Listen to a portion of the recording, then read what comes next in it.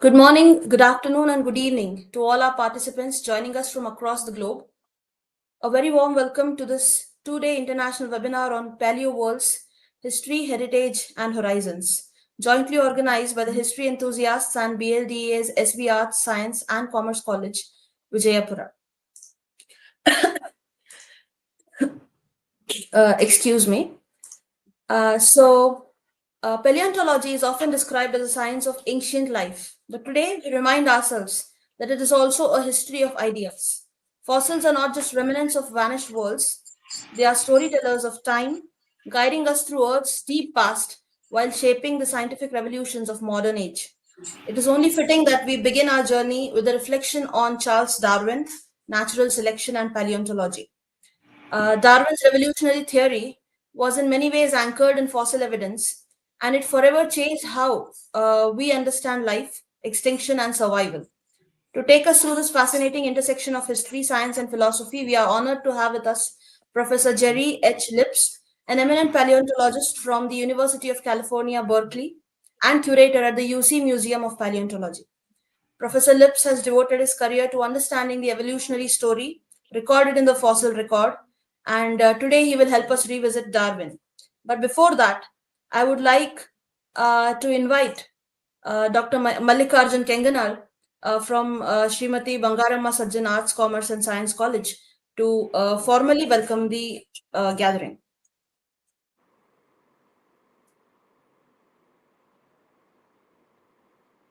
Sir, you will have to unmute yourself. Yes. Good morning to all. Thank you for giving me this opportunity to welcome all the resource persons and the chief guest and president of this international webinar. And today we are organizing this enthusiast webinar in online mode. Uh, Firstly, I would like to welcome today's resource person and keynote speaker, Jere H. Lips, University of California, on the behalf of our college and all the participants and principal of our college. I will welcome you, sir. Thank you. And today's president of this function, principal of this college, Dr. Y. Tammana, sir, and Honorable President of the History Enthusiasts and Vice President of History Enthusiasts Manali Momaya and my senior Nidhi Katti. Also, I welcome you all. And those who are participants in the online mode, in YouTube streaming, and all the participants and scholars and academicians and the students. Also, and I welcome on the behalf of our college and president of the BLD Association and principal and all the students. Thank you. Thank you very much, Mallikarjun. I now request the principal of Srimati Bangaramma Sajjan Arts, Science and Commerce College, Dr. Y. Tamanna sir, to give introductory remarks for this webinar. Okay, Professor Manali Mamaye. Good morning, everyone. I am very delighted to welcome to this international conference on the history of paleontological studies organized by the BLD Association, Srimati Bangaramma Sajjan Arts, Commerce and Science College for Women, Vijayapura. It is a pleasure to see so many distinguished scholars, research scholars, and the enthusiasts with a special reference to Jere H. Philip, Professor, Department of Integrated Biology, University of California, Berkeley, who is also a faculty, curator, and post director of the US Museum of Paleontology. I take this opportunity to welcome Professor Ashok Sahni, Professor Emeritus, Punjab University, Chandigarh, India. I welcome you, sir. Now I heartily welcome Dr. Rajiv Nigam, former Emeritus Scientist, Head Geology, Oceanography Division, and Head of Marine Archaeology, National Institute of Oceanography, Donna Paula Goa. So I heartily welcome you, sir. And all intellectual participants gathered over here today to explore the fascinating journey of a science that uncovers deep past of our planet. Well, before starting this innovative international conference webinar, I would like to inform you, everyone, that along with me, the other intellectual teaching faculty members, the BLD management, and supporting staff had highly cooperated to organize this international conference and webinar on this August gathering. Paleontology is more than just the study of dinosaurs. It is a discipline that connects to the ancient life forms that have shaped Earth history. From the early fossil collections of the 18th century to the groundbreaking discoveries of many hunting and bone wars of the 19th century, the history of this field is a tale of curiosity, rivalry, and relentless scientific pursuit. Our conference this year will delve into these pivotal moments, examining how past discoveries have influenced modern paleontology and our understanding of evolution. Over the next few days, we'll have the opportunity to listen to incredible keynote speakers, participate in engaging workshops, and share our own research. I hope you will take this chance to network, to exchange ideas, and forge new collaborations for future generations.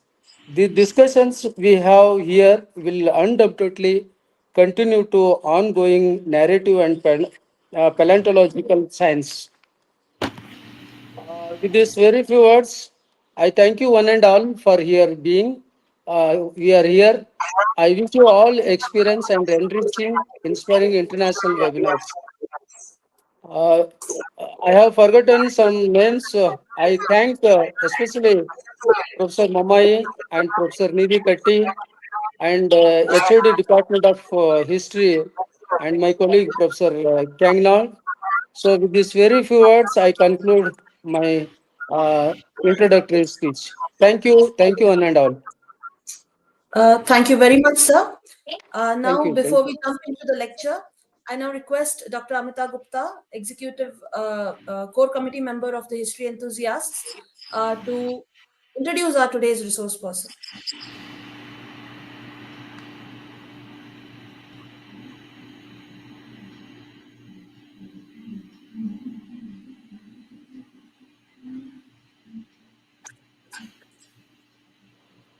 Ma'am, you will have to unmute yourself. Yeah, thank you. I hope I'm quite audible. Yes.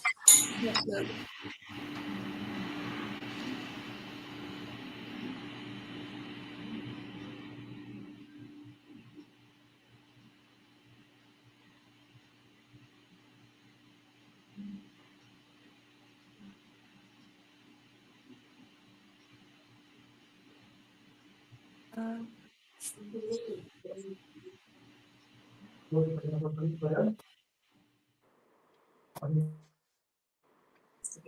Nidhi, can you hear, ma'am?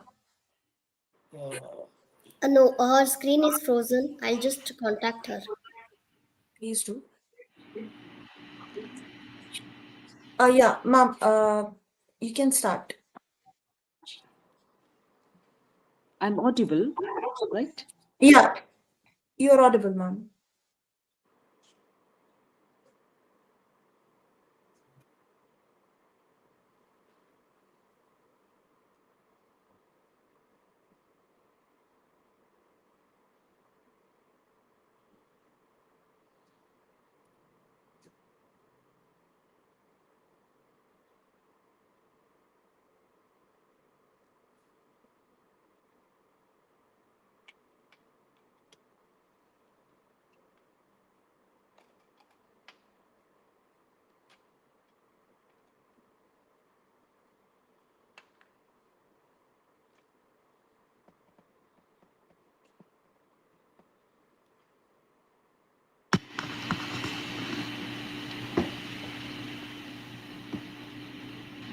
Uh, Ma'am, Yeah, ma'am can you will be hear? back in 30 seconds. She's reconnecting it. Just give her 30 seconds. All right, all right. Yeah.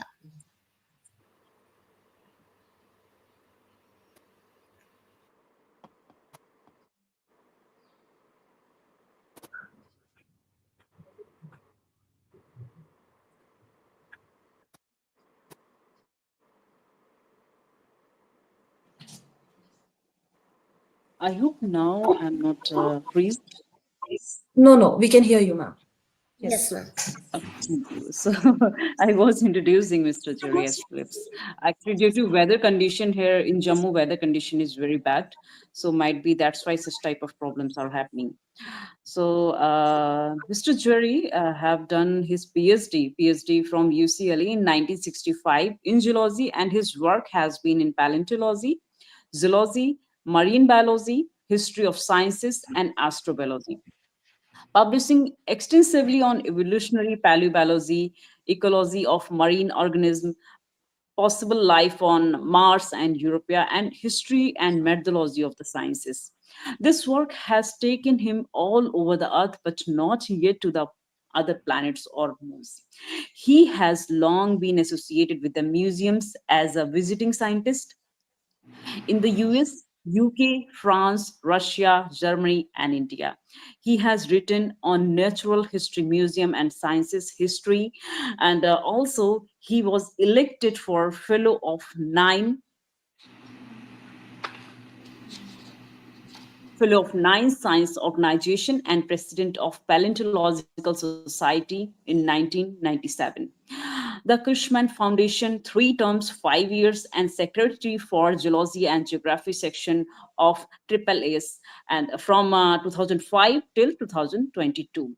Lips has also received various other awards, including an island in Antarctica named for him in 1979, and the United States Antarctica Medal in 1979 as well.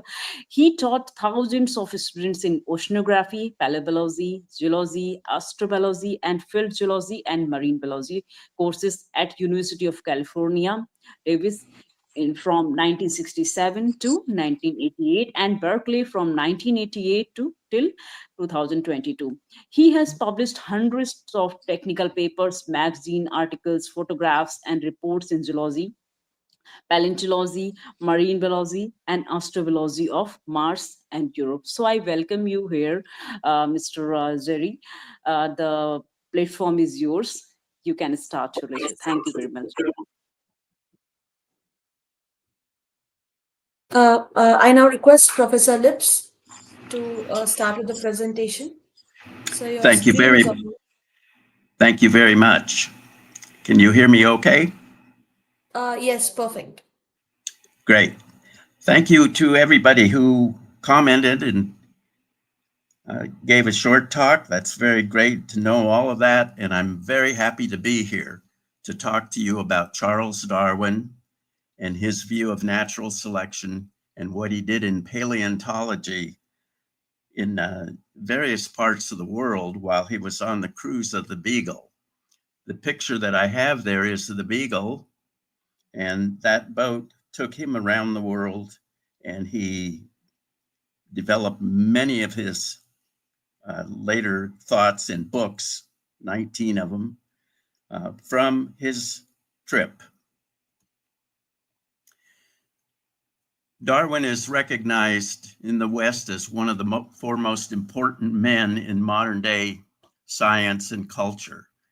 He stands high with Isaac Newton, Karl Marx, and Albert Einstein. Darwin and his theory of evolution by natural selection, of course, revolutionized biology. In fact, we can't understand anything in biology without the work that he did on natural selection and evolution in his books, because much of it tells us how humans understand ourselves. Here's some facts about Darwin, just to start off. He proclaimed himself to be a geologist. It's the only thing he ever said. He never said he was a biologist, and he enforced that as the secretary of the Geological Society of London. He went on the Beagle for 5 years, and when he returned he married Emma Wedgwood, his cousin, in 1839. Then he retired to Down House in 1842. He never left England again. He did all of his work in his house in Down, England, which I'll show you a bit later.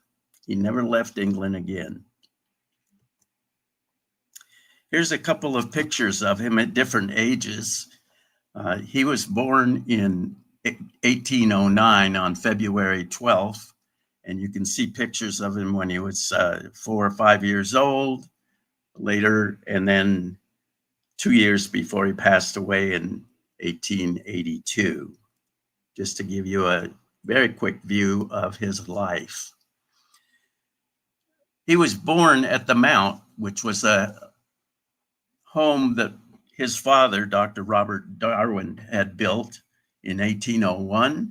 The Mount was in Shrewsbury, England, and he was born in this room, they think, upstairs. The house is now a government agency, but they do allow you to go in to the building and see that particular room.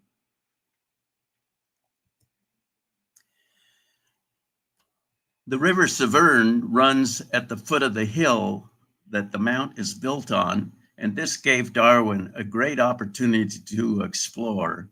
He played and collected everything from beetles and bugs and stamps and rocks from around this area. He did chemical experiments in his own special laboratory that he built, and then he fished in the river and he learned to shoot. And these are important things because he had to do that on the voyage of the Beagle. When he was just 16, his father sent him to Edinburgh to take a course in medicine. He was appalled by the medical exhibits that they had and the work that they were teaching him. So he spent most of his time in the estuary next to Edinburgh, where he studied informally the invertebrates and other life that he could see, the plants and so forth, the occasional fish in the estuary. But in 1827, he quit Edinburgh because he couldn't stand being a medical student. In 1828, his father enrolled him at Cambridge in theology. He completed that course of studies by 1831. But at the same time at Cambridge, he ran into various scientists who helped him understand geology and biology, and that set him on his course.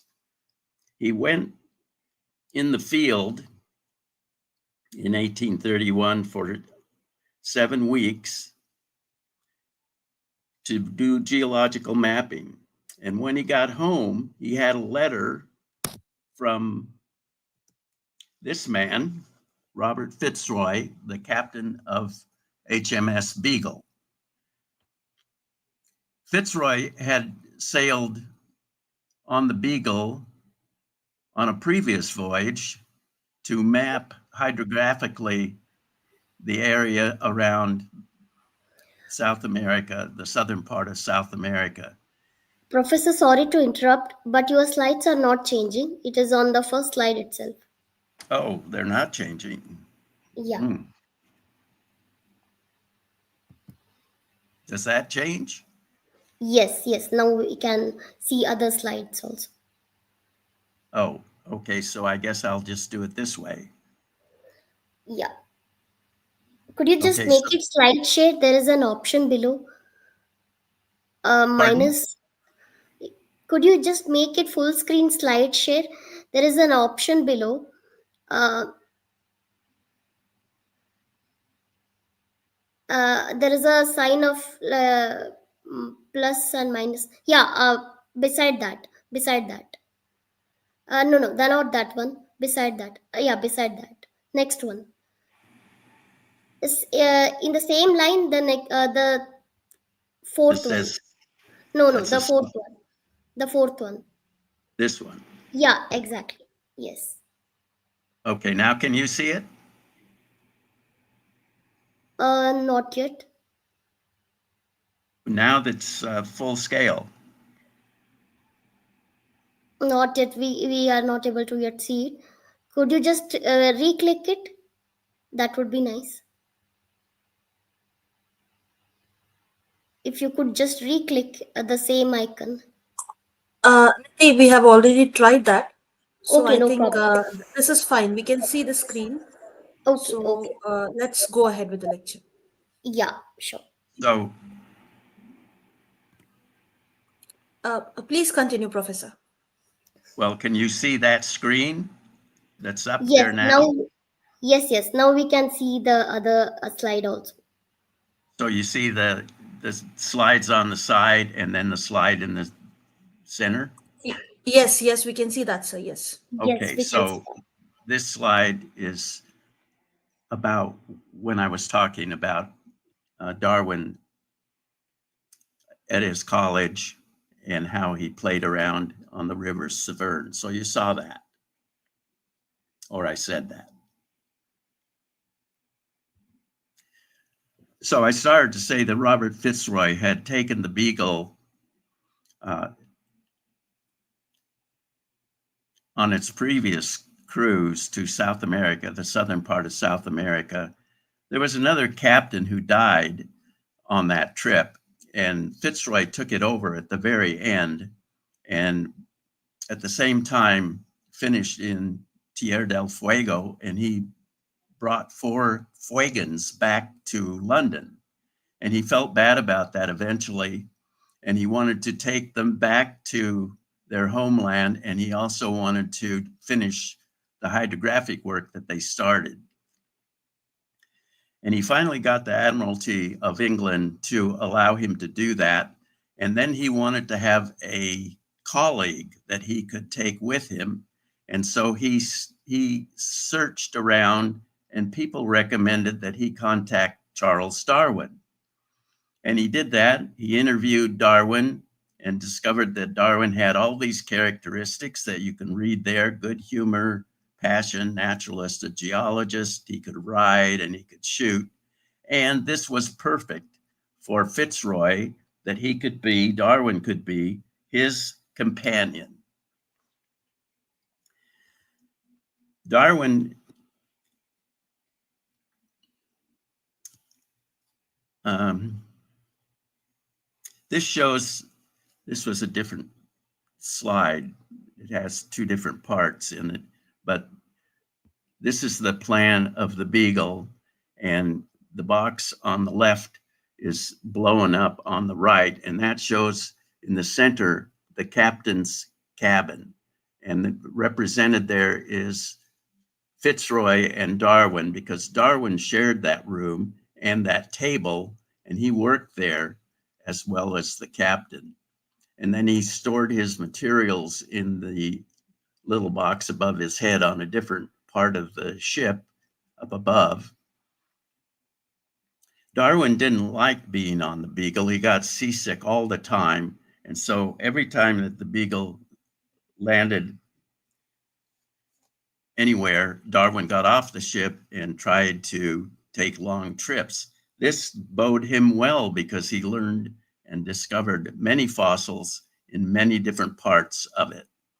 He was well equipped. Here's, for example, a model of the microscope that he had on the Beagle. And then they had sampling gear and lines that they could collect material from the seafloor. But it was also mainly oriented, after the hydrographic work, to work on land. That's what Darwin wanted to do because he didn't like being on the ship. So from the 27th of December in 1831, Darwin was told by Fitzroy that it would be a 2-year cruise. to South America and then on around the world. It turned out, as you can see down at the bottom there, they arrived back in England on the 21st of October in 1836. It was just 2 months short of a 5-year cruise to all these different places going around the world. I'll talk more about each of these places in a moment.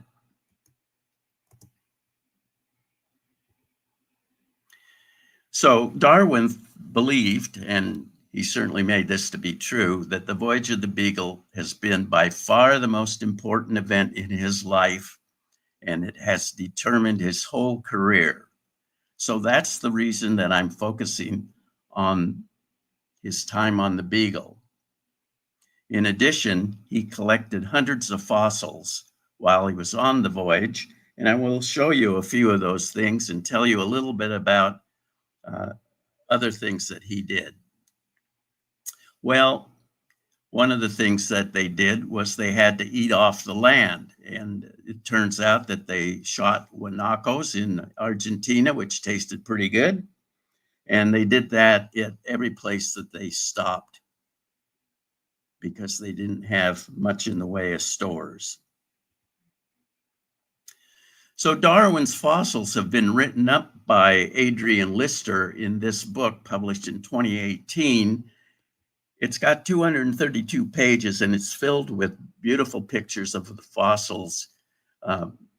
Lister works at the British Museum where many of Darwin's fossils are deposited.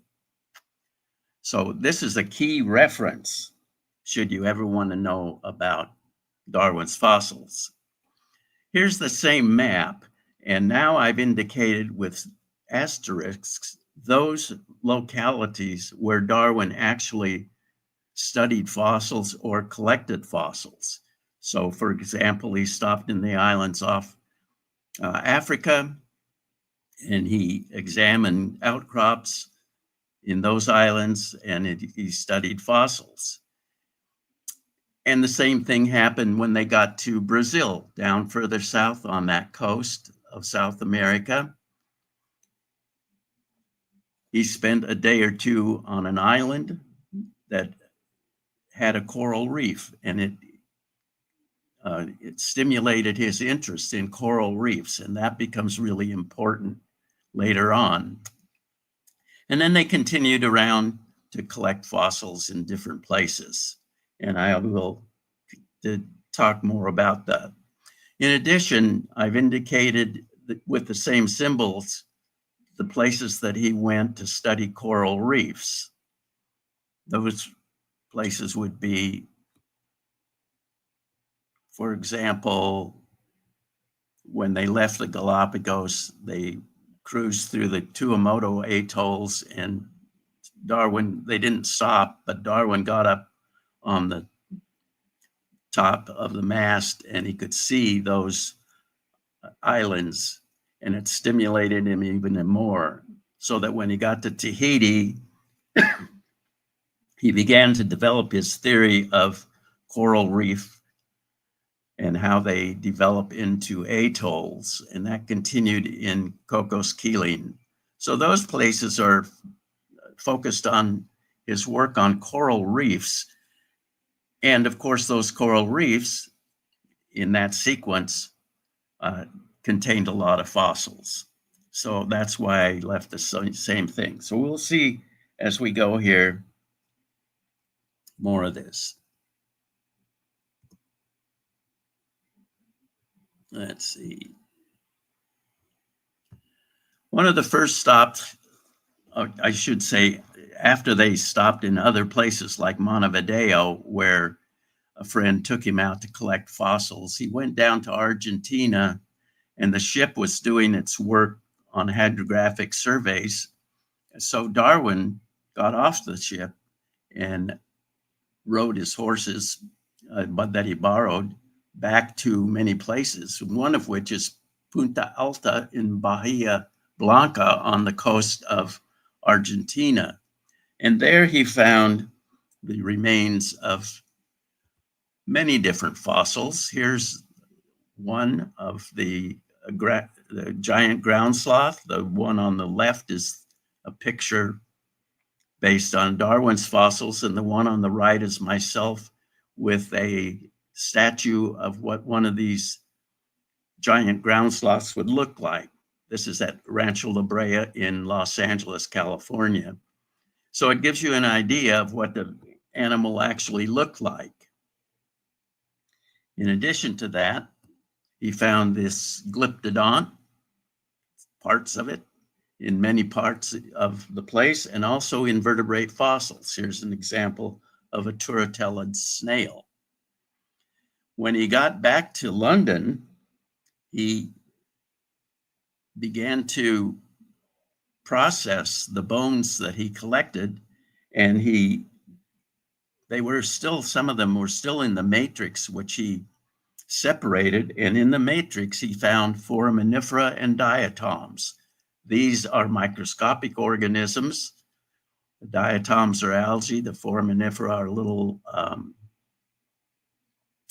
protists of great variety. There's 50, 60,000 described species of them and lots of diatoms. But all of these, even though they came from fossil mammals, all of these that he found and had sent to people like D'Orbigny in France and another person in Germany to look at the diatoms, they told Darwin that all these were still alive in the oceans today and right off the coast of Argentina.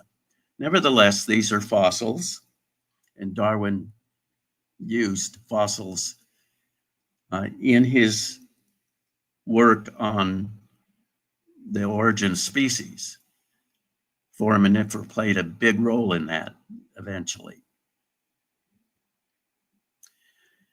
He went to the Falkland Islands for surveying. They put in at a place in Berkeley, interesting, called Berkeley Sound. And then he explored around the islands and collected Paleozoic fossils. This is a group of fossils that he hadn't seen before.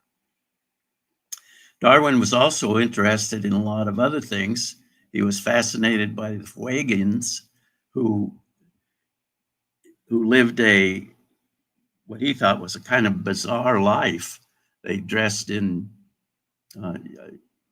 furs and lived in a very cold environment. And he classified them as lower in civilization. His classification of civilization was the British were first, the French were fifth, not naturally, and everybody else was in there in one way or another. But Darwin appreciated these people and all the other people that he discussed, and was worried about the conservation of the native people that he encountered on the rest of the voyage. As they went around Cape Horn and through the Beagle Channel, they came out on the western side of South America, where he saw these tidewater glaciers. And he commented about these glaciers. This is Glacier San Rafael from two different perspectives. And this glacier is melting fast in the current warming of the climate. Here you can see where the glacier was in 1989 and where it was in the year 2000. And this is the year 2005 when I took this picture. Darwin didn't know anything about this because the glacier extended all the way out into the water that you could see in this slide. So the glacier floated out and now it's way back. He also was interested in the volcanoes that he could see in the Andes. Here's one of them that he saw. And he was particularly interested in the notophagus or southern beech forest that live only in South America. Well, that was of interest to him because Darwin climbed from Santiago in Chile over the Alps and discovered a fossil forest of trees. You can see the trees here and a cross section of a tree here and the cast of it in this volcanic ash that flowed down from a volcanic eruption in the distance and killed off this forest. Darwin found about 50 of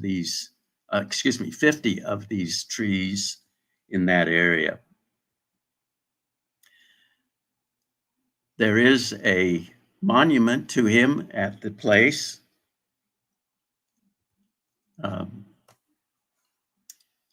There's a picture below this. I can't make it move under this sort of presentation, but that shows where this monument is and the volcanic ash flows in the back. From there, they continued up the coast of South America to Ecuador, and then they went out to the Galapagos Islands. So Darwin went to only 4 islands. You can see them, they're starred on the map. And he spent only 19 days ashore in the Galapagos. The Beagle was there for 35 days. They were mapping, but they also got swept off course by storms. So Darwin didn't get to see everything in the islands, and he actually thought it was a horrible place. It was very hot when he was there, and he didn't like it at all. But again, they had to forage for their food, and they decided on cooking some land lizards. And as Darwin said, when they're cooked, they yield a white meat, which is liked by those whose stomachs soar above all prejudices. He didn't like them very much. When he was there, he examined volcanoes. He was interested in the geology, of course, as a geologist. And one of these piles of volcanic ash also included a lot of fossils. And he collected some of those fossils. And here's some pictures of the fossils that we collected from these kinds of volcanic ash beds.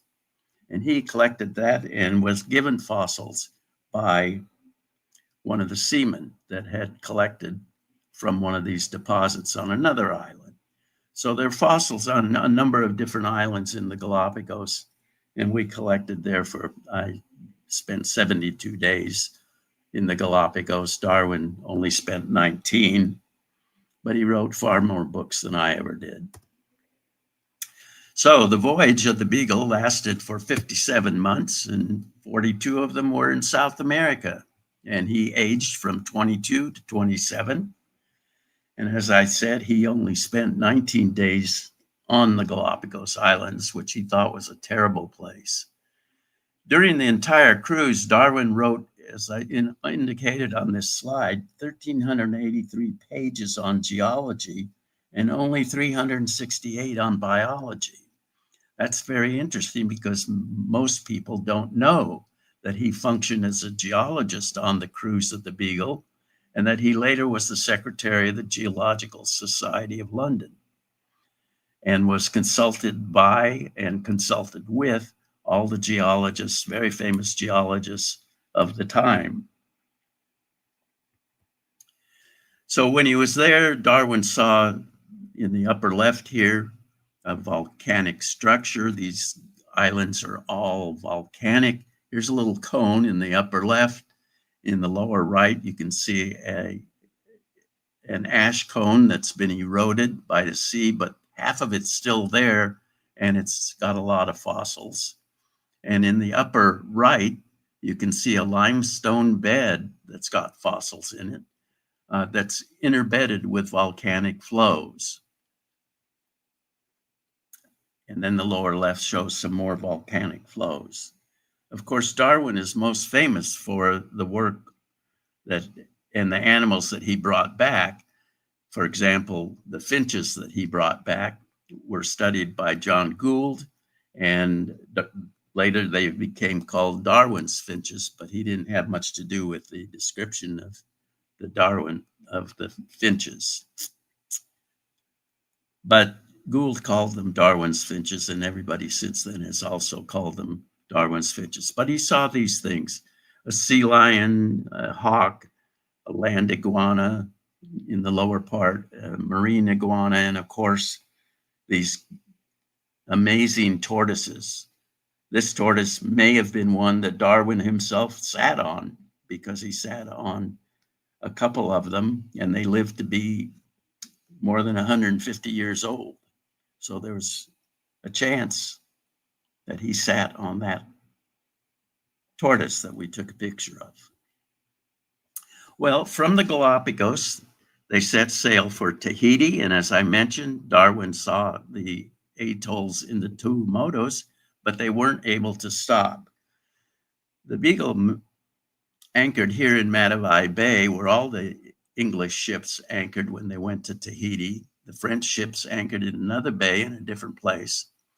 And Darwin decided that he wanted to get a view of the island of Tahiti and of the island of Moorea. Aimeo was the name in the days that he was there. So he climbed up the mountain to 850 meters. And from there, you can see the route he came on. Matavai Bay is right next to that little point, which is Point Venus, where Captain Cook originally did some work. And he looked across, Darwin looked across from 850 meters to the island of Aimeo or Moorea. And what he saw at Moorea was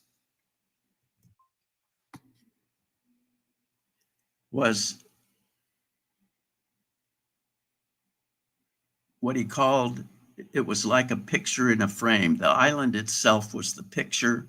The lagoon around the Moorea was the mat, and the barrier reef was the frame. And if we look at Moorea from a different angle, we see that most of the reefs around Moorea on the side that we're looking at and around to the right are fringing reefs. They're not barrier reefs. But Darwin had looked from the other side of the island, and you can see in this picture that there's a big lagoon and that there are offshore barrier reefs. And that is where he got the idea of the picture in a frame of the island. Well, this was one of the places that got him excited, because he was in his mind developing a theory of atoll formation. And we'll see more about that in a moment. So they sailed on to Australia and Tasmania, New Zealand, and to the western part of Australia, where they had a debate about whether or not they should go to Cocos Keeling Atoll. And Fitzroy had been instructed by the Admiralty to map Cocos Keeling if they had time. And Darwin wanted to go see it because he had never seen an atoll. So they went to Cocos Keeling, and they spent time examining this atoll. The people on the Beagle, the crew, made studies of it, and Darwin was pretty much free to go wherever he wanted there. And he did that and came to the conclusion of the formation of atolls. This is the map that the Beagle crew drew. And if you look down here at the bottom, this is a cross section along this axis of line over here, which shows the most of the island at sea level, but it drops off precipitously on both sides. And Darwin himself had gone out on this transect across Cocos Keeling.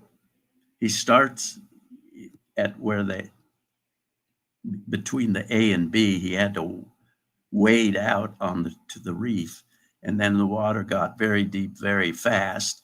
And then there was the reef flat, B, C, and D, and then the island itself, E, and then that continues off. He mapped it all the way across to the other side, which also fell off very rapidly.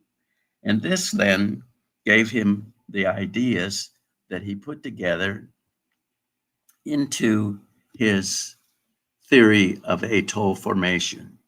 And here's an illustration with the upper left picture showing an island, a volcanic island, and the dark spot on the right side of that is a fringing reef.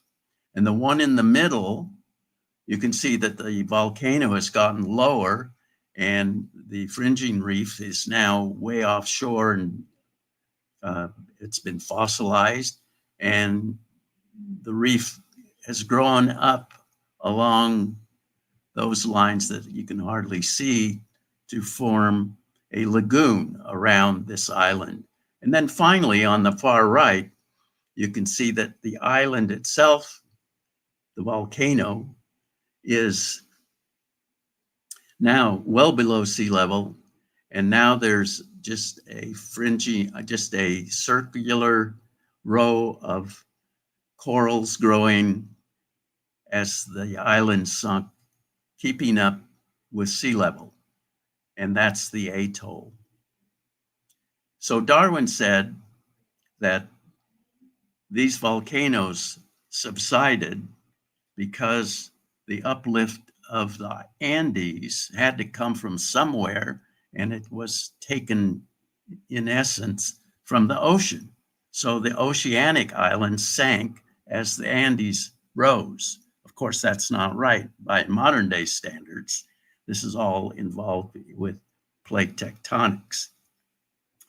So in 1952, at Eniwetok Atoll, which Darwin did not go to, but a hole was drilled for 4,000 feet to volcanic rocks. 4,000 feet of coral rock was drilled, 4,158 feet, to the volcanic core of the atoll. So Darwin was right on that point. Well, the Beagle cruise ended and Darwin went home, and he married Emma Wedgwood, his first cousin, and they were married in 1839, had 10 children, 3 of which died before long. In 1842, Darwin bought Down House in the town of Down in England, and here's a picture of the back of the place. And on the right is his garden in the rather extensive piece of land there. And this, on the right, the round stone in the middle is what Darwin called his worm stone. He wrote a book about worms, and he got interested in the worms because he could see that their castings, the material that they dug up, was tremendous. And so he measured it on this worm stone. The castings were collected on that worm stone, and he eventually wrote a book on worms. He thought worms were absolutely fascinating, and surely they are. We all know about the worms in our garden, and Darwin's book will tell you all about them. Darwin had a nice study there. You can see it's all preserved. Down House you can visit and take a tour of. or walk through on your own. You can see Darwin's desk. He's got tables with corals on it there, and a small library, and of course a globe to remind him of where he went on the Beagle.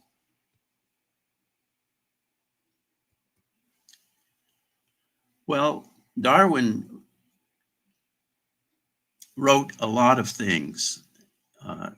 As I said, 19 books, actually 17 books. Two of those books were in 2 volumes, and some of them were multiple editions. For example, The Origin of Species was first published in 1859, and it went through 6 editions.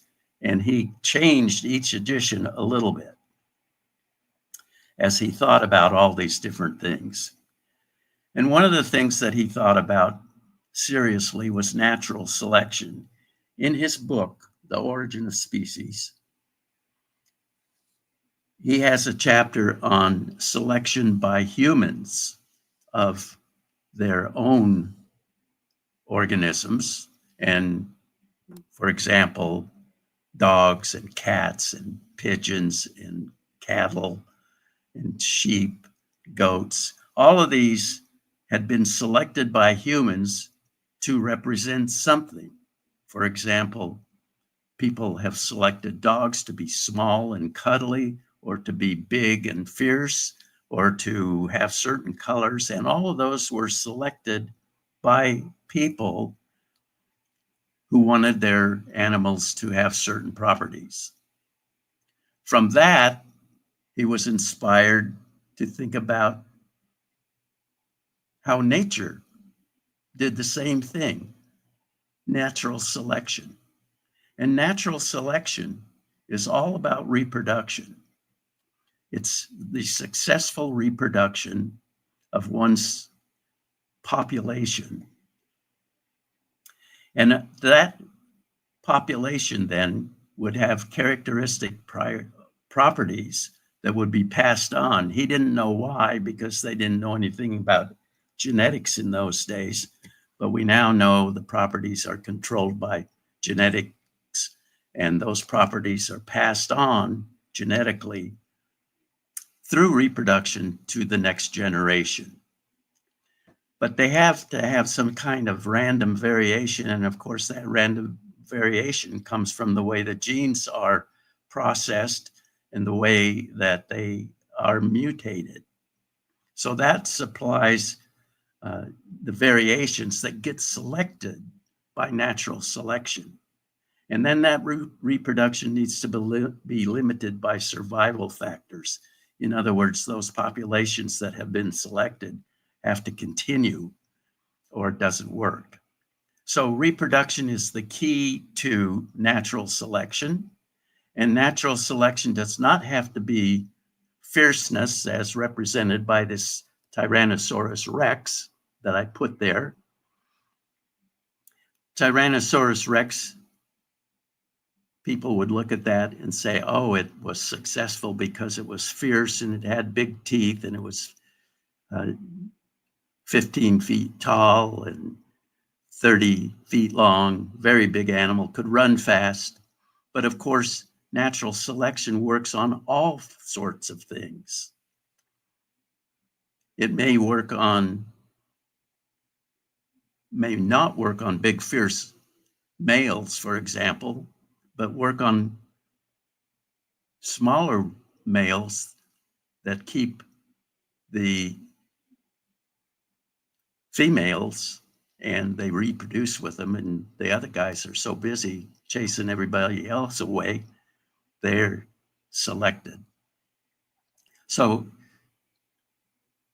natural selection works on everything: morphology, behavior, and so forth. And those that are successful are those that reproduced and the properties were extended. So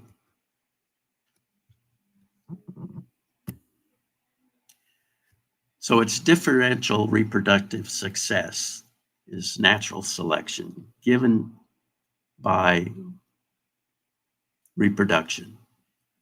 And this diagram shows the normal distribution at the top of a population. And on the middle part, there's two kinds of selection going on, which I demonstrate here. There's selection to the left-hand side to eliminate parts of the population. It did not have the ability to reproduce, it was failure, or the offspring failed to live. And on the other side of that diagram are populations that were successfully selected through their reproduction and their offspring. And then in the bottom, the whole population has shifted over as the traits characterized by the right-hand side in the upper parts of the diagram are selected. So that's how natural selection works, and Darwin pretty much explained it in the same way in his chapter on natural selection. In the origin, this is the only figure in the origin of species in any of the 6 editions. This is the only figure. You usually see the diagram on the left-hand side of this figure shown in textbooks about Darwin's work. But Darwin is trying to show here diversity. And he shows diversity patterns. And for example, on the left-hand one, the A's go off to the left and the M's go off to the right, and this branching pattern results. But there are other species like B, C, D, E, and F that don't diversify, or G, H, K, L. These live for some period of time, which is represented by those lines. Darwin says it represents 1,000 generations or anything else you want in time. So if this was a stack of geological rocks laid down, we would see fossils of these different groups as they evolved, or in the case of the ones I just mentioned, did not evolve. So in the 4th edition, starting in the 4th edition, Darwin suggested that some groups lived a very long time from the beginning of the fossil record as they knew it, which was the Cambrian, Precambrian boundary in those days.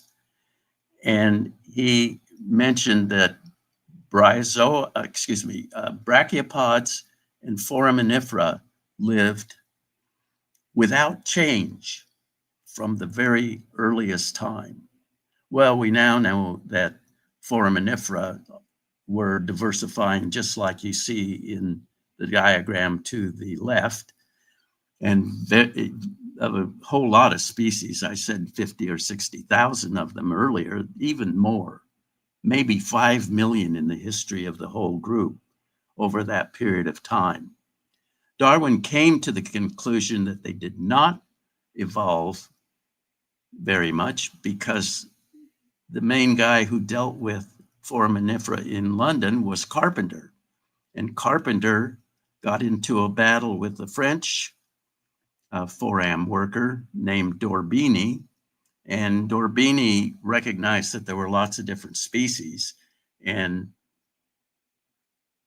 Carpenter did not believe that. He believed that forams were simple organisms that could not reproduce very much in terms of diversity. But it turns out that foraminifera did indeed evolve many, many species. Not that some organisms haven't lived for very long periods. Some brachiopods show up early on in the Cambrian and they're still alive today. And there are other groups. So coelacanth fishes, for example, appear in the Cretaceous and then we don't see them until the modern day oceans. So there are those cases. In fact, Darwin has a whole chapter in his Origin on the imperfection of the geological record to account for these kinds of things, where there are gaps in the evolutionary sequence. Interestingly enough, he did not use the word evolution anywhere in the Origin.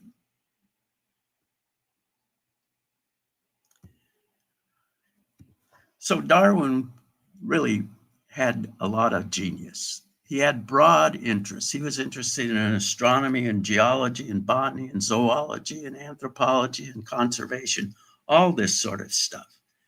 He worried about the native populations on Australia and how the English were mistreating them and they were dying off, and he thought that was terrible.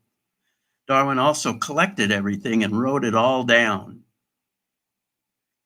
Actually, he didn't write so much about botany, but he did write, as I told you earlier, about geology and biology, mostly zoology. He had an understanding of Earth history as it was known at this time, and he had with him on the ship a number of good Earth history books. It was his comparative and his integrative approach that made him recognize the sorts of things he went on to discuss in the Origin and in his book on the descent of man. And he saw most things as a struggle. Evolution, although he didn't use that word, it was the organisms struggled to stay alive. The reefs struggled to keep their growth up, and the volcanoes struggled to get down. But the best thing he had was time. Oh, if we didn't have the time Darwin had. From 1842 to 1882, he just lounged around Downhouse writing books. And as I said, he wrote 17 books, 2 of those in 2 volumes. I like this particular statement that Darwin made in The Descent of Man on page 604. False facts are highly injurious to the progress of science, for they often endure long. And boy, isn't that the truth. But false views, if supported by some evidence, do little harm, for everyone takes a salutary pleasure in proving their falseness. And when this is done, one path towards error is closed, and the road to truth is often opened at the same time. So this is the way we do our science today. We have people that develop a hypothesis, but it turns out another person comes along and disproves part of that hypothesis, or maybe all of it, and develops another one of their own. And so science moves in kind of leaps and bounds. And the general public doesn't understand how science works. We don't prove anything. What we do is to disprove alternative hypotheses until we're left with one that has not yet been disproved. And that's the one, like Einstein's theories, that are still being tested. His relativity are still being tested by physicists today. And they all know that if they could disprove Einstein's theory of relativity, they would win a Nobel Prize. Well, Darwin died 19th of April, 1882, and was buried in Westminster Abbey, and here's his tomb. People wanted him to have some luxurious statement of everything that he did or how wonderful he was, but all he wanted was when he was born and when he died, and his name, of course. And there it is.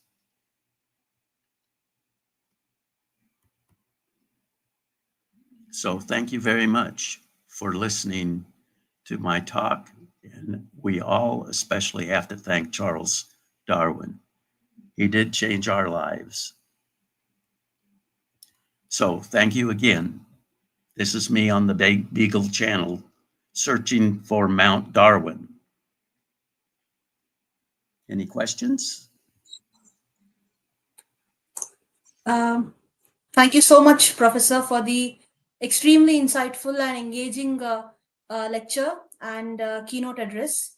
This is a great start to our webinar, and we have so much to learn from the open-minded and inquiring temperament of Darwin, and we have to go forward with that. Just now the quote that you just showed us about Darwin, that Darwin said about false views and false facts.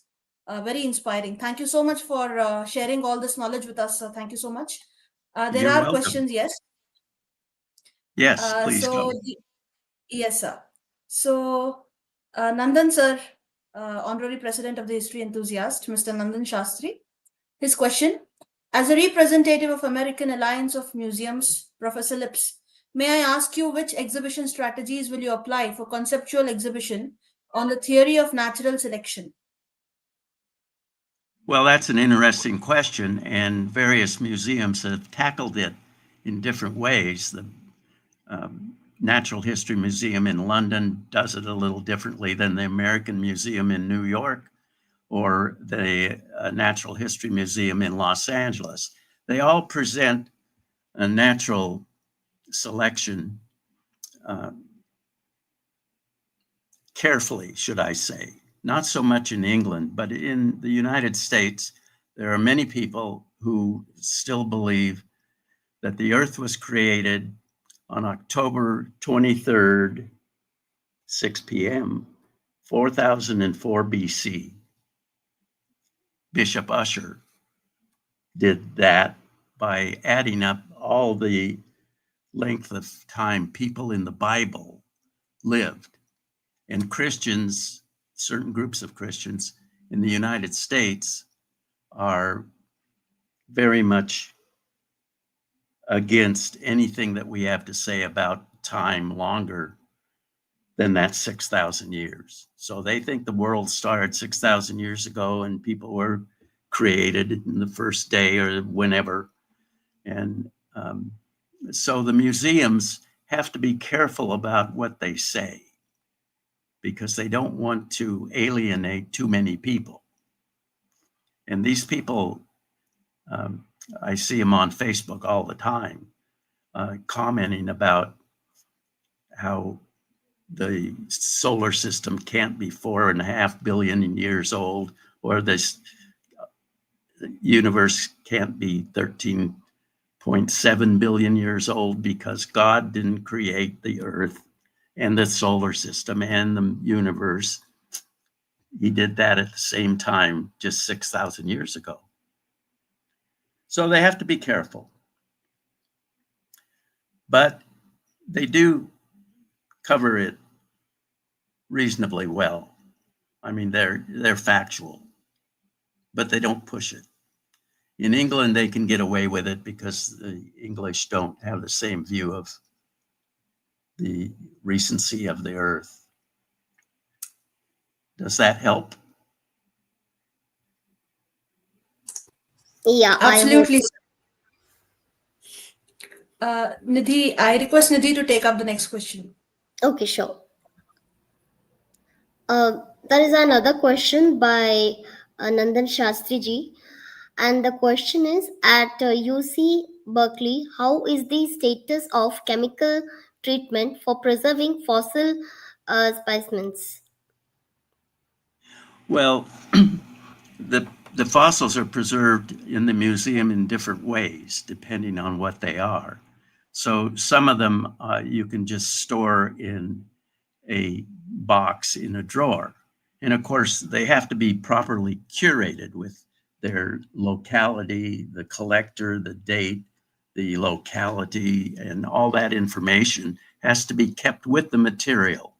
Some specimens are microscopic, like the foraminifera and the diatoms I showed you that Darwin found, and they are saved and curated on slides. The diatoms are on one kind of slide, the foraminifera, or on another kind of slide. And then there are some specimens, for example, the woolly mammoths that fell into the soils of the Arctic that then became permafrost and froze these animals, and they're fresh as can be when they come out. We've had a small woolly mammoth, and we had to preserve it very carefully in special conditions in order to keep it from falling apart and rotting. And of course, there are others depending on the rock type. Sometimes you can break all the fossils out of the rocks, either physically or chemically, using different chemicals to dissolve, let's say, the carbonate from siliceous fossils, so the silica doesn't dissolve in those acids, and that's one way to get them out. Sometimes we use different ways. If we need to get them out of let's say, a siltstone or sandstone, and they're packed in there very tightly, we may boil the sample or boil it with some kind of soapy material, that a wetting agent that causes the sandy matrix to break up and free the fossils in that way. So we handle them in a whole bunch of different ways, and we have laboratories set up to do that. And then the study of them are done in the professors' and researchers' labs, and they have different equipment to study them with, microscopes, of course, and scanning electron microscopes and mass spectrometers to measure the chemical composition and the isotopic composition. That's very important in some groups nowadays. So that museum is well equipped, and we have usually 20 or 25 graduate students at a time. The first graduate students they got their degree in 1909, and the first woman got her degree in 1920. And for a long time, particularly after World War II, when United States soldiers came back, they had what was called the GI Bill to go to school. And then a whole bunch of them majored in paleontology. But now women are more than 50% of the student body in the Museum of Paleontology. We welcome them, and we welcome everybody to come and work on fossils. And that includes paleontologists from other places in the world. So we have visitors that come to study in the museum and look at specimens that they're interested in. This is very common. And I go to other museums myself, and so do other paleontologists. Thank you very much, sir. You're So I welcome. have a question. Yes. This is my question. If Darwin had access to today's fossil discoveries, say feathered dinosaurs or microfossil evidence, how might his theory have been different or more complete? You know, Darwin wondered about that himself. He wrote a letter to one of his friends. Oh, it was in the 1870s. And he said to them, "Oh, if I only had 20 more years to live, I would completely change the origin." But I don't think he would have changed it all that much. He had the basics down. He would add chapters, as we do in books about evolution today, about genetics, about paleogeography, where the organisms lived today and in the past, and how they compare. And we'd learn a lot more about the organisms and how they lived than Darwin was able to do by collecting the fossils. Darwin collected fossils in the old style to document what we didn't know. now we know a lot about fossils. And if Darwin had lived to the present day times, he would be impressed in that way. He might also be depressed by the fact that the world is warming up and maybe, well, it's already causing a great number of problems in all of our countries. Flooding, fires, sea level rise a little bit, all that. He would be depressed by that. He wouldn't like it. Thank you, sir. Nidhi? Yes. Yeah, so this question, yes. So the next question is by Dr. Rajiv Nigam, who is also going to give a lecture in this webinar. So sir has written that great lecture. Nice to know Darwin as geologist. Has Darwin worked on any fossil from India? That is the question. I'm thinking Darwin communicated with people all around the Western world anyway.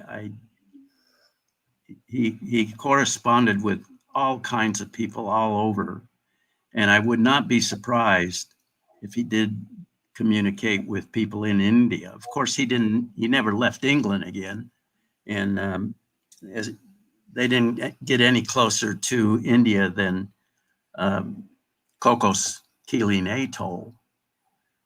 It's always amazing to me that they bypassed India. I mean, after all, they were British. India was the British at the time, I think, and but they skipped it. It wasn't part of their hydrographic survey, so I'm not sure about that. I wouldn't be surprised.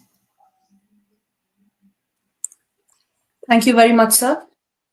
This is another question from me. If Darwin had, we've taken this one. So you said about how Darwin gave his views on false facts versus false view. Could you share an example from history of paleontology where a false view actually helped push the field forward by sparking new debates? Well, we've had a lot of controversies in paleontology. For example, the whole controversy about birds and what birds are related to. And it turns out that they branched off from the same branch as dinosaurs. So some people say, oh, they're dinosaurs, but really they branched off at a different time, but they are closely related to dinosaurs.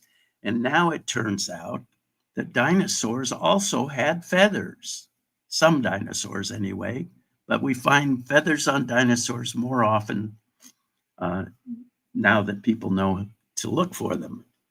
And that was a big controversy for a while when feathers were originally proposed. There were people who thought, no, that's something else. But later hypotheses proved that or disproved that idea. And so now the idea is that they had feathers. Maybe all dinosaurs had feathers. We don't know. So that hypothesis has not been properly tested yet because we don't have the specimens preserved with feathers. And then there are questions about the age of fossils and whether or not particular fossils, especially human fossils, are as old as they are claimed to be. That started with Piltdown Man in England, and Piltdown Man turned out to be kind of a fake.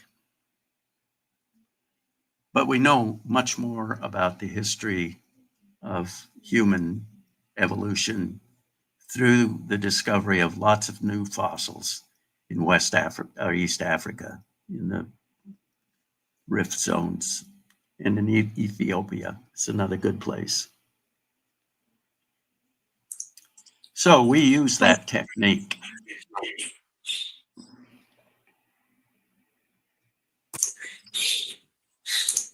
Thank you very much, sir.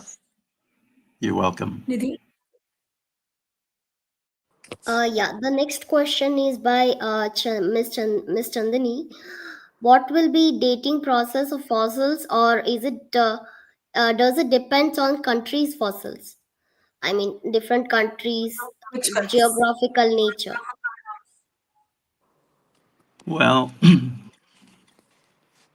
animals are, and plants and protozoans and so forth are usually restricted to certain parts of the world. So things that we have in North America, you don't have, and you don't, and we don't have things in North America like tigers and elephants that you have. And so the geography, we call it biogeography or paleobiogeography if we're doing it with fossils, are that way. But of course, the plate tectonic movements have moved all the continents around. You're familiar with how India moved north and crashed into Asia and kind of underrode Asia and pushed up the Himalayan mountains. India was carrying a special group of organisms restricted to India when it hit, and I guess they ran off, and the same thing happened in North America and South America. They were separate, and then the volcanic sequence of rocks were erupted to connect them, and we have tracked North American animals into South America and South American animals into North America, and they came along that volcanic bridge. We also see the same thing in the Bering Land Bridge, where humans and other animals crossed from Asia, Siberia, to North America, and humans came across there at least 13,000 years ago. We now have some footprints in New Mexico that are 22 to 24,000 years old.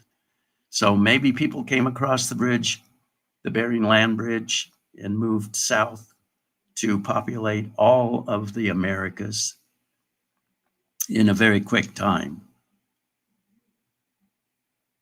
Some people once said it took 3,000 years to populate both of the Americas. It seems awfully fast, but people are always moving around.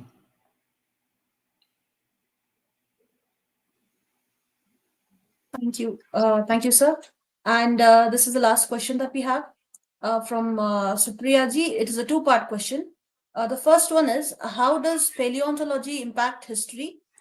And the second part is, how does antibiotic resistance in bacteria prove Darwin's theory of natural selection? What was the first question again? What is the impact of paleontology on history? What paleontology? I had a So little trouble hearing that. the impact of paleontology on history. On history. Yes, sir. What? Yes. Well, I think the biggest impact that paleontology has had is, of course, a better understanding of where humans came from, our own history. That's really one of the biggest things. But in a practical sense, some kinds of paleontology, like micropaleontology, have been very useful in the oil industry. Each oil company in North America used to have maybe 40 people in their laboratories that worked on microfossils that they could get out of the cores that were being drilled for oil. And they used them to tell the age of the rocks and to tell the environment of the rocks that they were drilling in. And those clues helped them to discover oil. It helped them to drill for oil. For example, I know there was one area in California where the oil companies discovered that if they drilled past a certain age, they would get into rocks that were called overpressured. The pressure was very high, and that would explode up their drill hole and destroy their well. So micropaleontologists played a very important role in picking that very deepest part, not to get into the overpressured zone. And microfossils are still used in the oil industry, and especially in newer areas that are being drilled, Africa, for example, and other places where discovery is going on today. They're very useful. But a lot of them, like dinosaurs, they don't have any particular practical use, but they sure are fun. And little kids love them. And I did when I was a little kid. It's part of the reason I got into paleontology, is because of dinosaurs. I used to make them out of clay and smash them together. And I think people like to know the history of the Earth's life. It's as fascinating in one respect as the potential for life on Mars or any other planet in our solar system or galaxy. Absolutely, sir. So the second question she asked, how does antibiotic resistance in bacteria prove Darwin's theory of natural selection? Well, bacteria and viruses, they all evolve by natural selection. And that natural selection goes on inside the host that the bacteria or virus are parasitizing or symbiotic living with them, as we have in our own bodies. And we see them evolving quite rapidly because they don't live very long, on the order of hours or days. So they're producing lots and lots of reproductions. There's lots of variation coming at them, and they evolve. And we can see that quite clearly. In fact, the whole thing with COVID, the virus, when it was coursing across the world, they kept analyzing it in terms of its genetics and where it was in the newly evolved kind of COVID. And the same thing with flu. These viruses and bacteria evolve very rapidly, and it's hard to keep up with them, especially now in the United States when they are firing all the scientists. So Indeed. thank you again. Thank you very much. I think Nidhi has one last question, sir. Sorry. Oh, okay. Yeah, Nidhi. Yes. My question is, did Charles Darwin ever study fossils believed to be of dragons? And if so, if the answer is yes, what were his views on them? Oh, I don't think he did. I don't think he studied dragon fossils, because if he had been presented with a fossil that was called a dragon, he would have immediately known it was something else. And because dragons are not real in his mind, I'm sure. Every once in a while, we get somebody who comes in and says they have a dragon in their car. So we come down and look at it. It always turns out to be something else. Yes. So we try to help them. Thank you so much. Thank you. Thank you so much, sir, for the interesting interactive session. And we have come to the end of today's this first lecture of the international webinar. And it has been one of the most impactful lectures that we have had so far on this platform. A lot of interaction, a lot of participants taking benefit from your expertise and your experience in this field. So I now request Mr. Nandan Shastri, Honorary President of the History Enthusiasts, to propose the vote of thanks. Thank you. Thank you, sir. Professor, Sir, yes, how please to continue. No, you are not. You are not on mute. We can hear you. all right. Before proposing the vote of thanks, if I may summarize Professor's lecture in one sentence, the study of evolution and paleontology continues to advance our understanding of the history of life on Earth and the processes that shape the diversity of species. I thank you, the distinguished uh, professor of UC Berkeley, and uh, uh, there the question and answer session was also very interesting. So I thank all the persons who asked a question, and I thank the college which has collaborated with the history enthusiast group, and I thank all the attendees, the audience. Thank you very much. Thank you very Thank much. you all.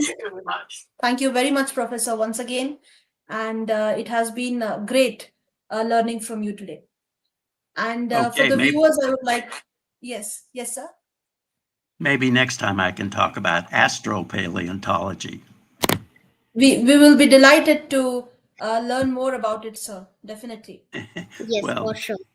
we haven't found any fossils or any life yet, Oh, but we're searching. yes, sir. I'm sure someday we will find something. Well, thank you very much. I'm honored to have spoken with you this evening. It's great fun, and I especially like doing it. Thank you. Good night. Thank you, sir. Good night. Good night, sir. And for the viewers, I would like to tell you about the next lecture that we are going to have. It will be at 11:30 today, Indian Standard Time. And the speaker of this lecture is Professor Ashok Sahni. So do join us again. He's going to talk about the Indian dinosaurs. So it is also going to be another very interesting lecture. Definitely see you all again very soon. Thank you so much. We are taking leave here, but only for some time. Bye-bye.